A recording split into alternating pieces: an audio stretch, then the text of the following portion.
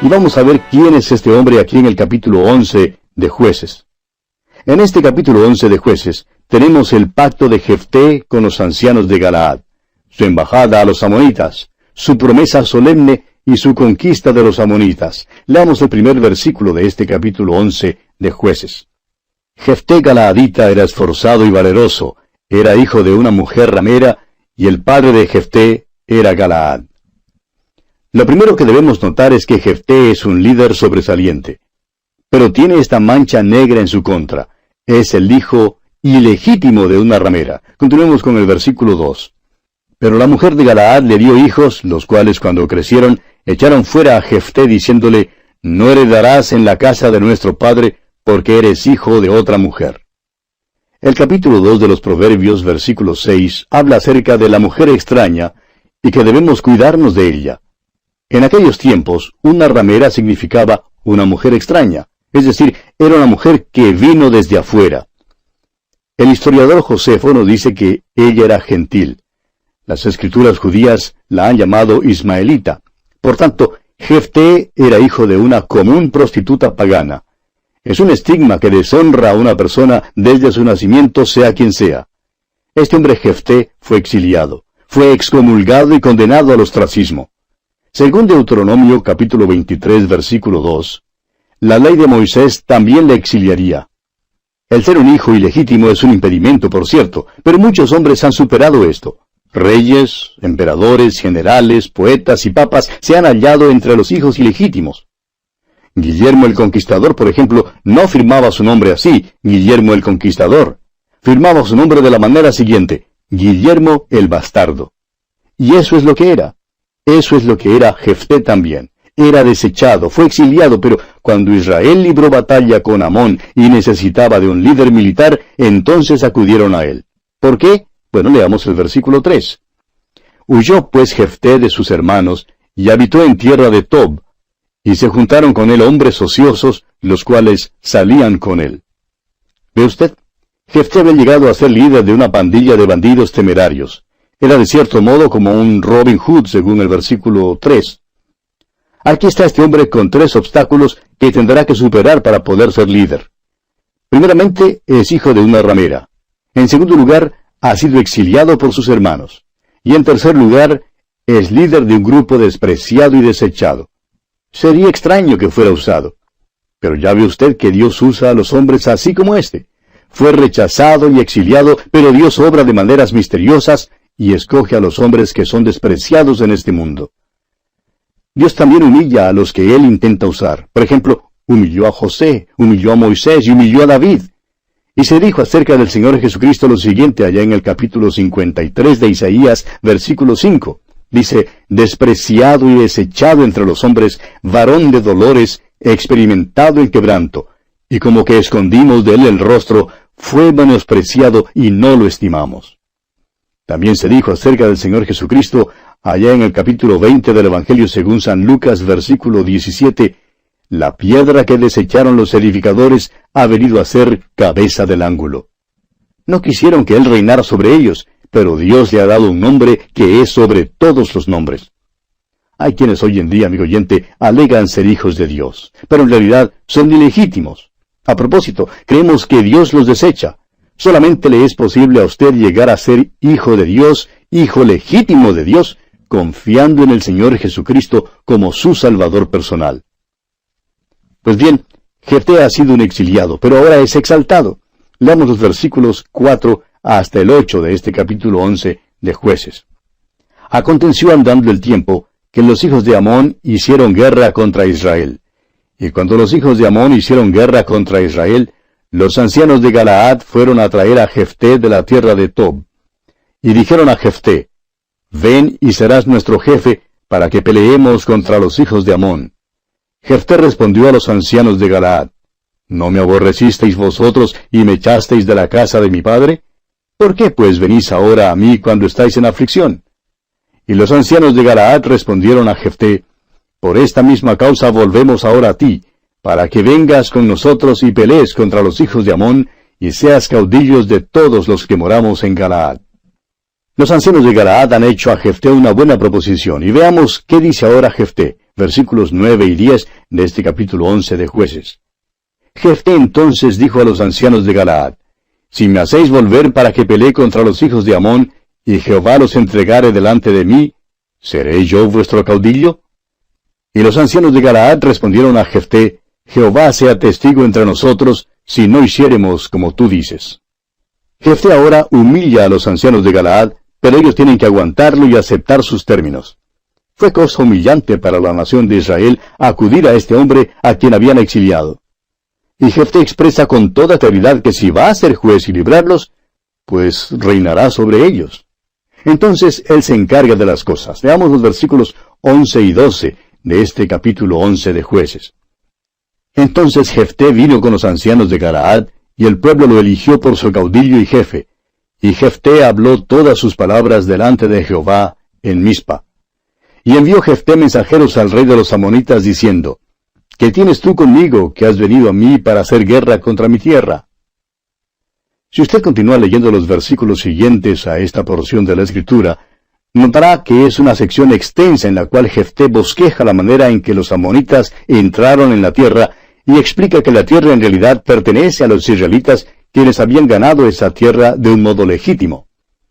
Claro que los amonitas trataron no solamente de expulsar a los israelitas de la tierra prometida, sino que también trataron de exterminarlos. Y lo mismo está sucediendo hoy en día en la tierra de Israel. Desde el año 1948, cuando Israel nuevamente llegó a ser una nación, otros han estado tratando de sacarlos de su tierra, de exterminarlos, realmente arrojarlos al mar.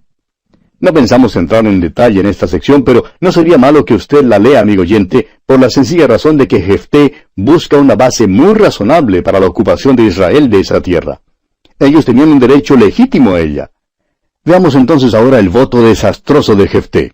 Pasemos al versículo 28 y leamos también el versículo 29 de este capítulo 11 de Jueces. Mas el rey de los hijos de Amón no atendió a las razones que Jefté le envió, y el espíritu de Jehová vino sobre Jefté, y pasó por Galaad y Manasés, y de allí pasó a Mizpa de Galaad, y de Mizpa de Galaad pasó a los hijos de Amón. El rey de Amón rechazó totalmente el papel que al parecer Jefté le había enviado. Dijo que no aceptaría lo que se había dicho. Por tanto, Jefté guía a su ejército contra los amonitas, pero cuando pasa por la tierra y mira al enemigo, se pone algo nervioso, algo temeroso. Luego hace algo que bajo circunstancias normales probablemente no habría hecho. Ahora recuerde que este hombre había pasado años en exilio y luego de golpe es exaltado a la posición más alta en esa tierra. Le hacen juez y su reacción es la reacción natural de cualquier hombre que es elevado de repente. Se altera. Hizo un voto imprudente. Recuerde también que Jefté no tenía la luz que nosotros tenemos hoy en día. Era medio pagano, teniendo los antecedentes paganos. No conocía bien a Dios. Ahora Dios no requería que él hiciera un voto. La victoria no era la recompensa a Jefté por haber hecho algo. Él tenía ya toda seguridad de que Dios le daría la victoria. Y sin embargo, hizo este voto aquí en los versículos 30 y 31 de este capítulo 11 de Jueces. Escuche usted. Y Jefté hizo voto a Jehová diciendo: Si entregares a los amonitas en mis manos, cualquiera que saliere de las puertas de mi casa a recibirme, cuando regrese victorioso de los amonitas, será de Jehová, y lo ofreceré en holocausto. Dios había dado a Jefté toda seguridad de que saldría victorioso, y su causa era justa.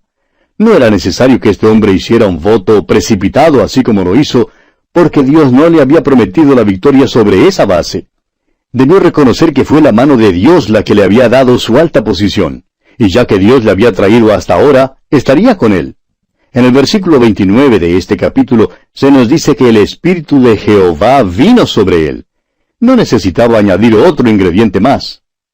¿Puede usted imaginárselo diciendo: cualquiera que saliere de las puertas de mi casa a recibirme, será de Jehová? ¿Será posesión del Señor? Era posible que la persona que saliera a recibirle no estuviera de acuerdo con él en cuanto a esto. Pasemos ahora a los versículos 34 y 35 de este capítulo 11 de Jueces. Entonces volvió Jefté a Mizpa, a su casa, y he aquí su hija que salía a recibirle con panderos y danzas, y ella era sola, su hija única, no tenía fuera de ella hijo ni hija.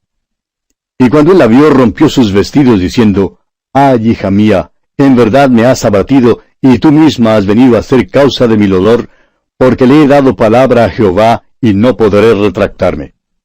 Jefté hizo una promesa solemne a Dios, y cree que no puede retractarse. La pregunta es esta: ¿ofreció en verdad Jefté a su hija como un sacrificio humano? Vamos a considerar por un momento este caso. Hay un mito griego acerca de cierto hombre llamado Agamemnón, uno que ofreció a su hija para obtener vientos favorables cuando navegaba para Troya. Agamemnón era el rey legendario de Micenas y el jefe supremo del ejército griego en la guerra troyana. Es posible que usted no conozca este mito griego, pero en verdad él ofreció a su hija. Agamemnón era pagano. Ahora la Escritura calla en cuanto al voto de Jefté. No dice que fuera malo o bueno que él lo hiciera. La Escritura nunca le culpa de algo malo. El escritor a los Hebreos en el capítulo 11 de su carta, versículo 32, dice: ¿Y qué más digo? Porque el tiempo me faltaría contando de Gedeón, de Barak, de Sansón, de Jefté, de David, así como de Samuel y de los profetas. ¿Ve usted? Se haya mencionado entre un buen grupo de hombres. Ahora en Éxodo capítulo 20, versículo 13 leemos: No matarás. Dios también dio instrucciones específicas en cuanto al ofrecer a los hijos. Allá en Deuteronomio capítulo 12, versículo 31 leemos estas palabras: No harás así a Jehová tu Dios, porque toda cosa abominable que Jehová aborrece, hicieron ellos a sus dioses, pues aun a sus hijos y a sus hijas quemaban en el fuego a sus dioses. Dios dice: No permitiré que hagáis eso, y no habéis de hacerlo porque es pagano. Dios no permitió que Abraham ofreciera a Isaac. Debemos reconocer ese hecho. En cuanto a Abraham e Isaac, se trata de hasta dónde Abraham estaba dispuesto a ir con Dios. Pero sucedió que Abraham estaba dispuesto a ir hasta lo último con Dios. Abraham tomó ese cuchillo y él mismo ya consideraba muerto a Isaac. En cuanto a Dios, no permitiría que Abraham matara a su hijo. Ahora, la construcción usada en el lenguaje en el versículo 31 de este capítulo 11 de Jueces determina la interpretación. Fíjese que Jefté dice: Cualquiera que saliere de las puertas de mi casa a recibirme, cuando regrese victorioso de los amonitas, será de Jehová, y lo ofreceré en holocausto. Vamos a cambiar un poquito la lectura de la última frase y leámosla de esta manera: ofreceré un holocausto. Ahora Jefté dijo que haría una de dos cosas: o bien ofrecería un holocausto, o bien ofrecería una ofrenda al Señor. El holocausto tendría precedencia. Sin embargo, podía suceder que un amigo o vecino pasara por las puertas de su casa y él no tenía ningún derecho de ofrecer a un individuo. La pregunta es: ¿ofreció Jefté a su hija en holocausto? No creemos que lo haya hecho. Lo que pasó es que ella nunca se casó. Y esa era una condición peor que la muerte para una mujer hebrea. Aquí pues está Jefté. Él mismo es ilegítimo y tiene una sola hija. Él quiere que ella se case para él poder tener nietos. Pero su hija es quien sale por las puertas a recibirle y él la ofrece al Señor. Eso significa que ella nunca se casaría. Usted me dirá: ¿puede usted estar seguro de eso? Bueno, escuche lo que dice la muchacha aquí en los versículos 36 y 37 de este capítulo 11 de Jueces. Ella entonces le respondió: Padre mío, si le has dado palabra a Jehová, haz de mí conforme a lo que prometiste, ya que Jehová ha hecho venganza en tus enemigos, los hijos de Amón. Y volvió a decir a su padre: Concédeme esto, déjame por 2 meses que vaya y descienda por los montes, y llore mi virginidad, yo y mis compañeras. Fíjese usted que la hija de Jefté era obediente. Ella dijo que haría lo que él había prometido al Señor. Ella no comprendía la promesa de su padre de que ella sería el holocausto y sacrificio. Ahora el versículo 37 indica que ella no se va a casar. Esas son sus intenciones y ella llora su virginidad. No será presentada como novia a ningún hombre. Su vida será dedicada al Señor. Leamos los versículos 38 al 40. Él entonces dijo: Ve, y la dejó por 2 meses. Y ella fue con sus compañeras y lloró su virginidad por los montes. Pasados los 2 meses, volvió a su padre, quien hizo de ella conforme al voto que había hecho, y ella nunca conoció varón. Y se hizo costumbre en Israel que de año en año fueran las doncellas de Israel a endechar a la hija de Jefté Galaadita 4 días en el año. Este pasaje nos dice que la hija de Jefté no se casó. En lugar de casarse, ella dedicó su vida al Señor. La palabra endechar en el versículo 40 significa celebrar. Por 4 días, cada año, la hija de Jefté fue recordada de una manera especial. Fue totalmente dedicada al Señor y a su servicio. No fue ofrecida como un sacrificio humano. Durante años los hombres han discutido esta historia, y hacen siempre la pregunta, ¿ofreció Jefté a su hija como sacrificio? No, amigo oyente, no la ofreció como sacrificio. Pero eso no es pertinente. Dios no le habría permitido ofrecer a su hija como holocausto. El elemento significativo es que Jefté cumplió su voto.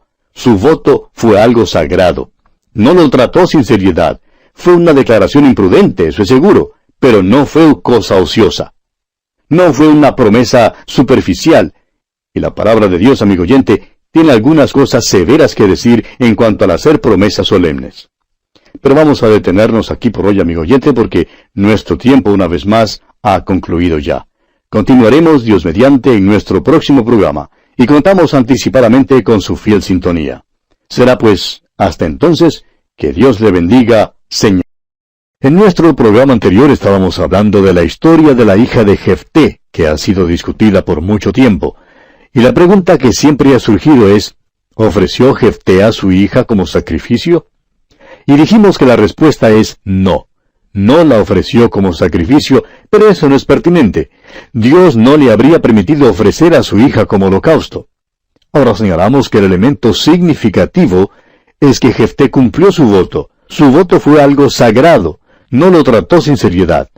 Fue una declaración imprudente, eso es seguro, pero no fue cosa ociosa. No fue una promesa superficial. La palabra de Dios tiene algunas cosas severas que decir en cuanto al hacer promesas solemnes.